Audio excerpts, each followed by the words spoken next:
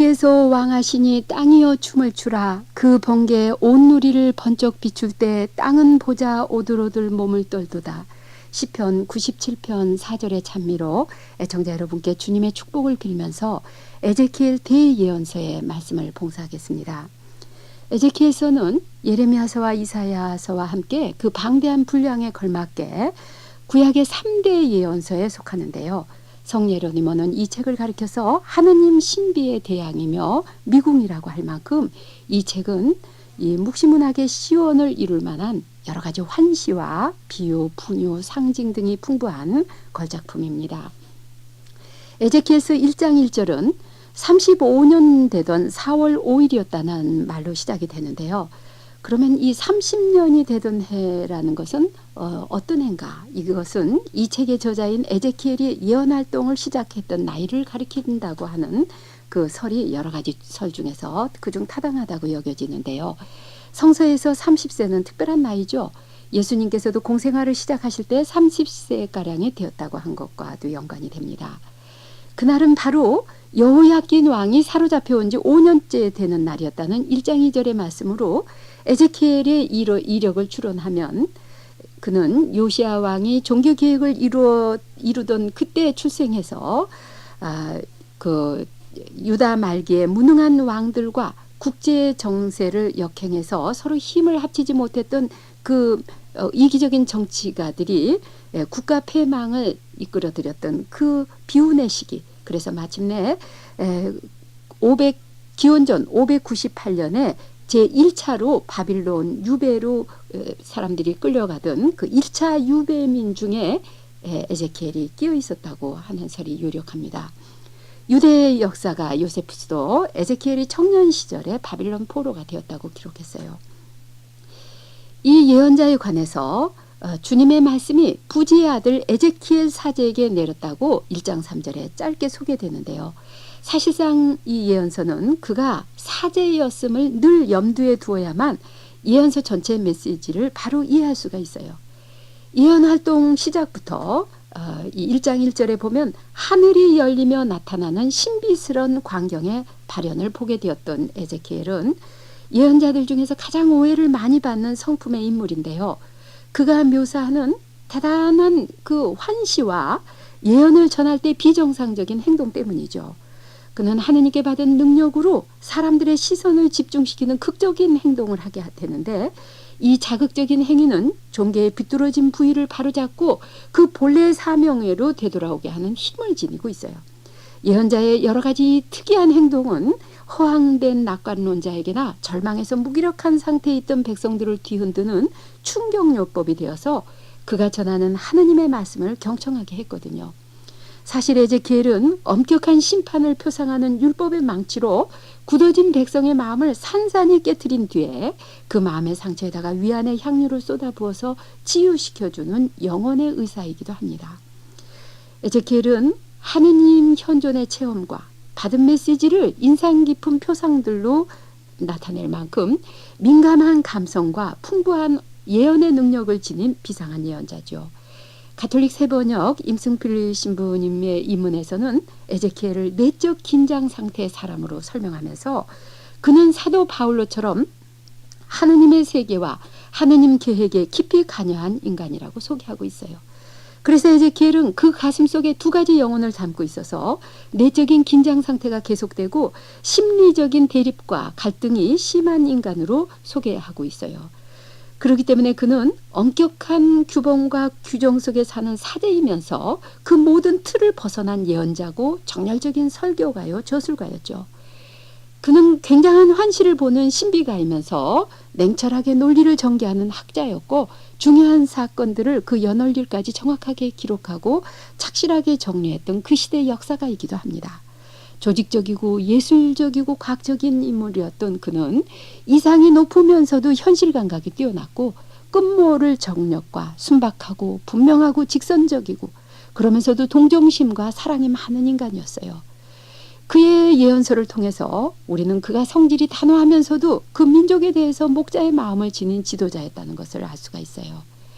에제키엘은 이스라엘의 가장 비참한 파멸의 잿더미 속에서 새로운 신앙과 희망을 부활시킨 예언자요, 사자요, 목자였던 것이죠. 에제키엘을 아람어로 하느님께서 나를 무장시키셨다라는 뜻이라고 하는데요.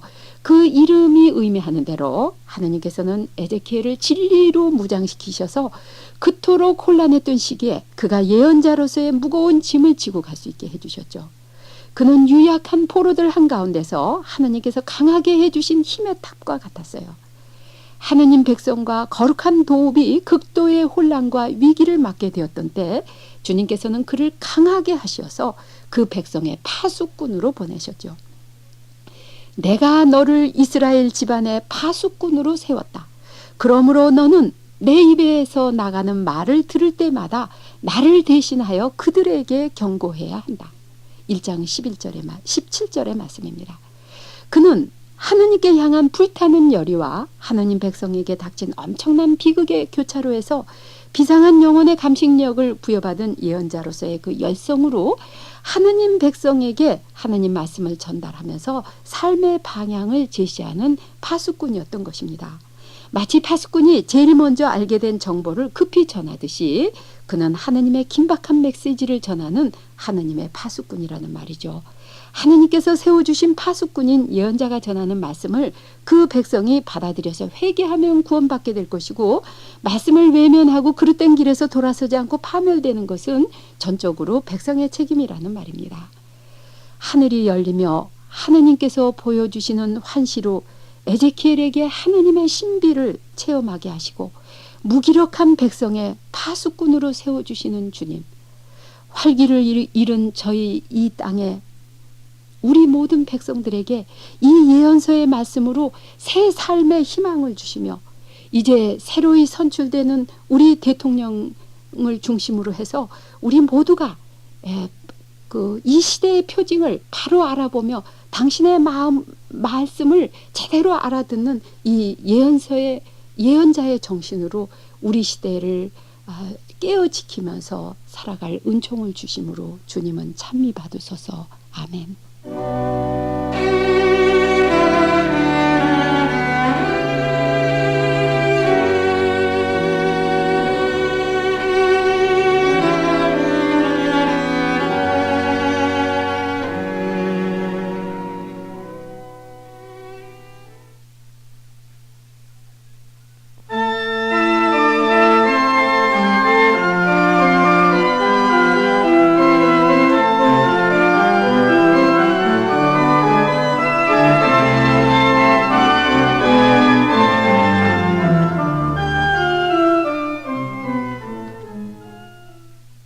예수님, 사람의 아들아 일어서라. 내가 너에게 할 말이 있다. 에제키엘서 2장 1절의 말씀으로 애청자 여러분께 주님의 축복을 빌면서 에제키엘 2장과 3장의 말씀을 봉사하겠습니다. 에제키엘이 부르심을 받은 장소에 관해서 1장 1절에서는 그때 나는 그발강가에서 포로들 속에 끼어 있었다고 했는데요. 그리고 또 3장 15절에서는 나는 그발강가에 사는 이들 곧 텔아비브에 사는 유배자들에게 이르렀다고 했어요. 이 그발강은 메소포타미아 지역 유프라테스 강의 그 수로 중 하나라고 하는데요. 이 그발강 수로를 만드는 노예로 텔아비브라는 정착촌에 배치된 유다 유배민들 가운데서 에제키엘은 주님의 말씀을 받았고 거기에서 그는 야훼 손에 잡혔다고 했어요. 하느님께서는 에제키엘을 사람의 아들이라고 부르시는데요. 이 책에 90번 이상 거의 100여 번이 반복되는 이 호칭은 주님께 보냄받은 예언자라는 뜻이죠. 마치 예수님께서 성부께로부터 보냄받은 자로 이 사람의 아들이라는 명칭을 쓰신 것과 같아요.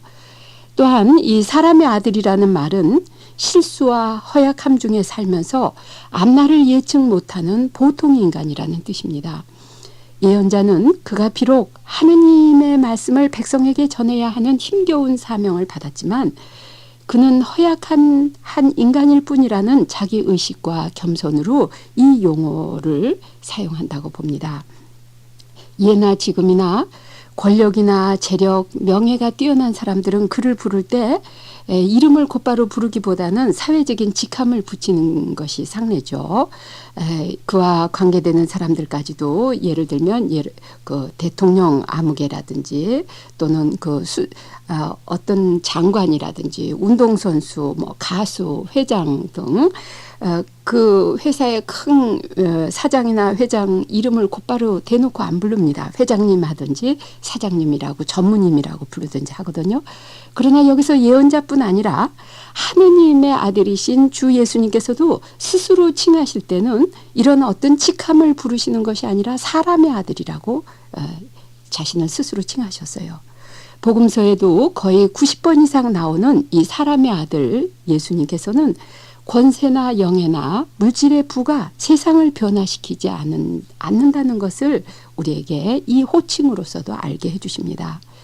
주님께서는 사명을 주시는 이 부르심의 말씀으로 3장 5절에서 예언자를 부르십니다. 사람의 아들아, 내가 이스라엘의 자손들 나를 반역해온 저 반역의 민족에게 너를 보낸다. 너는 그들에게 주 하느님이 이렇게 말한다고 말하여라. 주님께서는 예언자에게 이상한 말과 어려운 언어를 쓰는 민족이 아니라 바로 이스라엘 집안으로 너를 보낸다고 말씀을 하십니다. 이 말씀대로 에제키엘은 유대민과 또 팔레스티나 본토에 남아있던 유다인들 모두에게 하느님의 말씀을 전합니다. 그 말씀을 듣든 말든 너는 그들에게 나의 말을 전하여라고 하시는 이 주님의 말씀은 예언자의 역할을 분명하게 해주십니다. 종은 주인의 심부름을 충실히 하면 그만이지 그 결과에 연연하지 말라는 뜻이죠. 사람들이 자기가 전하는 말을 잘 듣는다 해서 우쭐대거나 듣지 않는다고 해서 낙담하거나 하지 말고 그 말씀 선포의 결과가 어떠하든 관여하지 말라는 뜻입니다. 이것은 말씀을 전하는 이 하느님 말씀의 봉사자가 지녀야 하는 근본 그 자세인데요. 동시에 말씀을 듣는 사람들도 역시 같은 자세를 지녀야 된다고 봅니다. 어떤 봉사자가 말을 더 잘하나 하는 그 외적인 기준으로 말씀의 봉사직을 타락시켜서는 안 된다는 뜻이죠.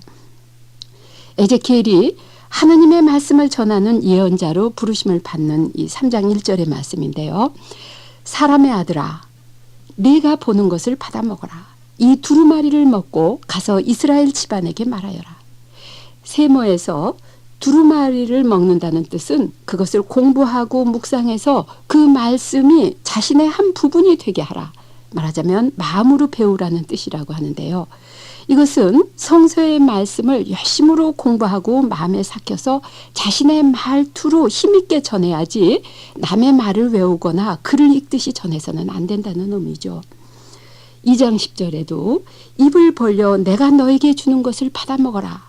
이렇게 하시면서 손을 내밀어서 두루마리 책 하나를 펴 보이시는데 거기에는 비탄과 탄식과 한숨이 적혀 있었다고 했어요. 공동번역에서는 구슬프게 울부짖으며 엮어대는 상여 소리가 기록되어 있었다고 했는데요. 하느님 백성의 참사와 유배, 성도와 성전이 파괴되리라는 큰 비극의 사건을 가리키는 것입니다. 그 두루마리의 말씀은 쓰리고 모질었지만 누군가가 그 반역하는 백성에게 주님의 말씀을 전해서 그들이 죄와 악한 행실에서 회개하도록 해야 했던 것입니다. 그렇게 책을 먹는다는 것은 보통 인간으로서는 참 어려운 일이죠. 주님께서 해주실 때 일어나는 변화를 예언자는 고백하기를 이 보통으로 우리가 좋은 말만 적혀 있는 책을 씹어 먹듯이 그 공부를 열심히 하는 것도 어렵지만 이렇게 어두운 책을 읽는데도 이것이 주님의 능력으로 얼마나 그 예언자를 크게 변화시켰는지를 나타내주는 3장 2, 3절의 말씀입니다. 내가 입을 벌리자 그분께서 그 두루마리를 입에 넣어주시며 나에게 말씀하셨다. 사람의 아들아, 내가 너에게 주는 이 두루마리로 배를 불리고 속을 채워라. 그리하여 내가 그것을 먹으니 꿀처럼 달았다고 해요. 하느님께서 그 말씀을 입에 넣어주시듯이 주님의 성령으로 마음을 비추어 주실 때 그 무서운 심판의 말씀까지도 꿀처럼 입에 달다고 하는 고백을 할 수가 있었어요. 하느님의 말씀이 적힌 두루마리를 받아먹은 예언자는 주님의 말씀이 주인이시고 자신은 그 말씀의 종이라는 의식이 철저했기 때문에 이 예언서에 가장 많이 200번 이상 반복되는 낱말이 주 하느님이고 49번 거듭되는 말씀은 주님의 말씀이 나에게 내렸다는 이 말씀입니다. 예언자가 말씀의 종이라는 의식으로 늘 깨어서 주님의 말씀에 귀를 기울였음을 나타냅니다. 이 두루마리를 먹고 가서 이스라엘 집안에게 말하여라고 하시는 주님, 저희가 하느님의 말씀을 입술로만 전하지 않고 그 말씀을 받아먹고 자신의 말이 되어 나올 만큼 소화시켜서 충실히 전하게 하심으로 저희 안에 가득 찬 말씀을 전하게 하심으로 주님은 찬미와 영광을 받으소서. 아멘.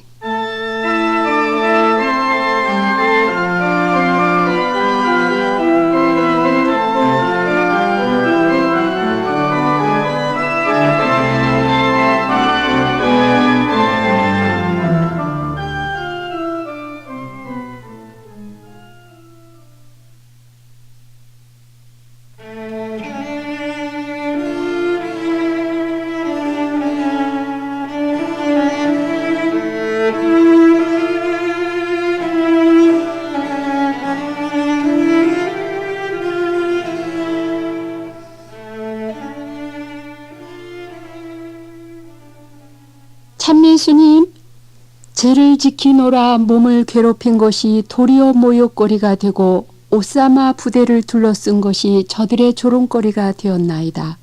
시편 69편 11, 12절의 기도로 애청자 여러분의 평안을 빌면서 에제키엘서에 나오는 표징의 말씀들을 봉사하겠습니다. 에제키엘은 예언자들 중에 가장 많고 다양한 표징으로 하느님의 말씀을 전달한 예언자입니다. 표징은 말씀의 메시지를 더욱 강력하고 생생하게 또 인상 깊게 전달하는 방법이지만 그때마다 이 표징을 하는 예언자는 사람들의 조롱과 멸시를 받아야 했고 어떤 표징은 그에게 너무나도 큰 슬픔과 괴로움이 되기도 했어요.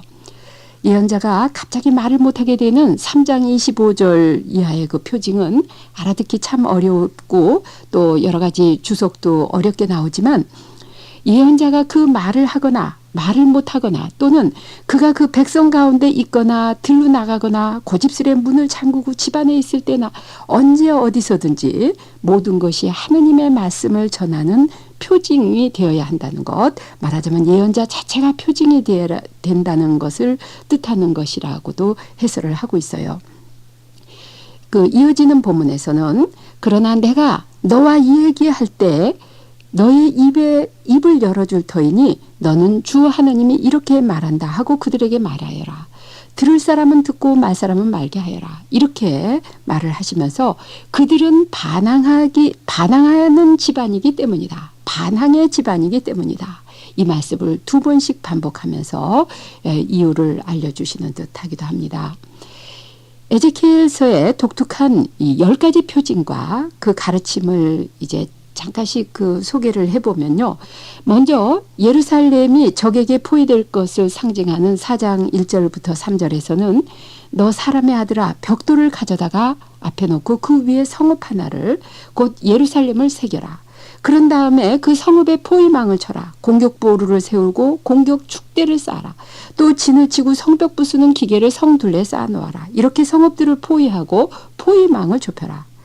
흑벽돌에 그린 예루살렘 지도와 어린이 병정 노름 같은 그 주변 장식들이 얼마나 사람들의 비웃음을 받았을지. 그러나 주님께서는 이것이 이스라엘 집안에 보여주는 징표라고 하셨어요. 이어서 예언자는 옆구리를 땅에 대고 눕는 상징으로 위로가 없는 유배 생활을 표징하고 있습니다. 표징으로 나타내죠. 또 부정한 연료와 잡곡가루로 만든 그 소량의 빵과 물로 연명하라는 이 표징은 포위된 성읍 주민들의 굶주림과 이 멸망의 상태를 나타내고 있어요. 여러 날 동안 밧줄로 묶인 채 옆구리를 땅에 대고 길모퉁이에 누워서 작은 음식물로 연명해야 했던 그 고통과 그에게 쏟아진 호기심과 지각 없는 말들이 얼마나 그를 괴롭혔을지 우리가 상상할 수도 있겠죠. 또한 그 백성이 강대국의 노예로 끌려갈 것을 가르치시려고 예언자가 보찜을 꾸려서 성벽에 구멍을 뚫고 빠져나가는 상징 행동을 하게 하셨어요. 예루살렘의 성읍의 철저한 파괴를 가르치려고 또 5장에서는 머리털과 수염을 잘라서 저울에 달아 3등분하는 그의 행동은 아마 어쩌면 미친 자 아니면 광신자로 보여줬을 것이고요. 그가 아까도 조금 아까 말씀드렸듯이 대낮에 짐을 꾸리고 성벽에 구멍을 뚫고 또 한밤중에 도망가는 이 12장의 행동 역시 조롱을 받았겠죠. 그 외에도 날이 잘 선 그 21장의 칼은 코앞에 닥친 심판을 상징했고 느부갓네살의 그 칼은 정복자 바빌론을 가리키는 것입니다. 또 22장에서 풀무질하는 불도가니는 심판과 시련을 가리키고요. 37장에 나오는 두 개의 막대기는 이스라엘과 유다가 재통합될 통일의 상징이라고 할 수가 있어요. 이 모든 것 중에 그 예언자 생애에서 가장 참담했던 날은 예루살렘의 멸망의 날과 이것을 상징하는 예언으로 그가 사랑하는 아내의 죽음을 받아야 했던 그 겹치는 재앙의 날이었다고 봅니다. 24장 15절 이하에 나오는 말씀입니다. 사람의 아들아, 나는 네 눈의 즐거움을 갑작스러운 죽음으로 너에게 앗아가겠다. 너는 슬퍼하지도 울지도 눈물을 흘리지도 말아라. 조용히 탄식하며 죽은 이를 두고 곡하지 말라고 하셨어요. 마치 아론의 두 아들이 그 죽음 앞에서 명령받았던 것처럼 에제키엘도 아내의 죽음 앞에서 슬퍼하지 말라는, 울지 말라는 명령을 받고 있어요. 이와 같은 상징들은 적어도 진지한 사람들에게 바라던 효과를 내었는데요. 그 사람들이 예언자를 향해서 지금 무엇을 하고 있습니까? 또는 당신이 이렇게 하는 것이 우리에게 무엇을 뜻하는지 일러주시지 않겠습니까? 이와 같은 그 물음으로 예언자가 그 표징들의 의미와 가르침을 설명할 기회를 주었어요. 예언자는 대답합니다. 주님께서 이런 말씀을 나에게 내리셨습니다. 이스라엘 집안에게 말하여라. 주 하느님이 이렇게 말한다. 나 이제 너희의 자랑스러운 힘이요 너희 눈의 즐거움이며 너희 영의 그리움인 나의 성전을 더럽히리라. 그리고 너희가 두고 떠나온 너희 아들 딸들은 칼에 맞아 쓰러지리라. 너희는 너희 죄 때문에 쓰러져 가면서 서로 바라보며 한탄하리라. 에제키엘이 이렇게 너희의 예표가 되리라. 그가 한 것처럼 너희도 하게 될 것이다 하고 24장 20절 이하에 말씀하십니다. 이 모든 표상들은 역사의 주관자며 사랑이신 하느님의 신비를 나타내고 시간과 공간, 모든 종족의 언어를 초월한 힘있는 만민의 공통 언어입니다. 표징은 시대와 공간을 초월한 성령의 언어라고 봐요. 사제 에제키엘은 그처럼 강력한 표징 언어로 예루살렘 멸망 이전과 이후의 유다이즘을 연결해주고 그 중요한 가르침을 명확하게 가르쳤기 때문에 그를 유다이즘의 아버지라 하고 동시에 여러 가지 표징과 묵시적인 환시로 그를 묵신문학의 아버지라고도 합니다. 하느님의 성전과 성도 예루살렘은 결코 망할 수 없으리라고 맹신하던 백성들에게 성전의 파멸은 치명적인 충격이었죠. 많은 히브리인들은 하느님이 패배한 것이라고 믿었어요. 이때 예언자는 성전의 파괴가 백성들이 하느님을 떠나서 생활한 결과임을 깨우치고 있습니다. 하느님을 떠난 생활은 파멸의 시작이라는 것을 깨우치는 것이죠. 사랑의 주님, 구세주 예수님의 탄생을 기다리는 은혜로운 이때 저희 모두가 하느님을 떠난 생활은 파멸의 시작임과 같이 하느님께로 마음을 돌림이 구원의 시작임을 깨달을 은총을 구합니다.